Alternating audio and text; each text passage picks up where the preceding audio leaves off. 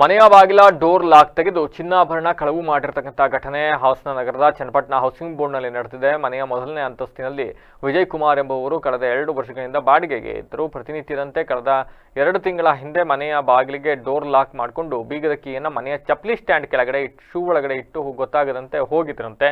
ನೌಕರಿಂದ ವಾಪಸ್ ಮನೆಗೆ ಬಂದು ಕೀ ನೋಡಿದಾಗ ಕೀ ಯಾರು ತೆಗೆದುಕೊಂಡಿದ್ರಂತೆ. ಯಾರನ್ನ ಕೇಳಿದ್ರು ಕೂಡ ಕೀ ನೀಡಿರಲಿಲ್ಲ. ಮತ್ತೊಂದು ಕಡೆ ಇನ್ನೊಂದು ಕೀ ಇತ್ತಂತೆ. ಹಾಗಾಗಿ ಆ ಕೀಯನ್ನೇ ಬಳಕೆ ಮಾಡ್ತಾ ಇದ್ರು.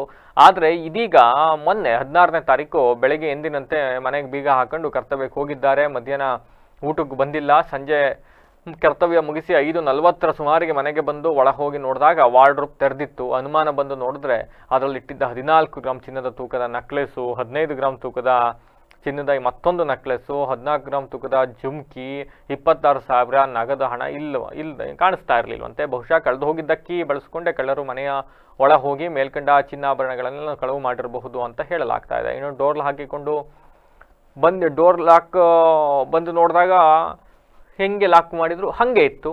ಆದರೆ ಚಿನ್ನಾಭರಣಗಳು ಇರಲಿಲ್ಲ. ಡೋರ್ ಲಾಕ್ನ ಮತ್ತೆ ಮಾಡ್ಕೊಂಡು ಹೋಗಿದ್ರು. ಹೀಗಾಗಿ ಅದೇ ಕೀಯಿಂದ ಮಾಡಿರಬಹುದು ಅಂತ ಶಂಕೆ ವ್ಯಕ್ತವಾಗಿದೆ.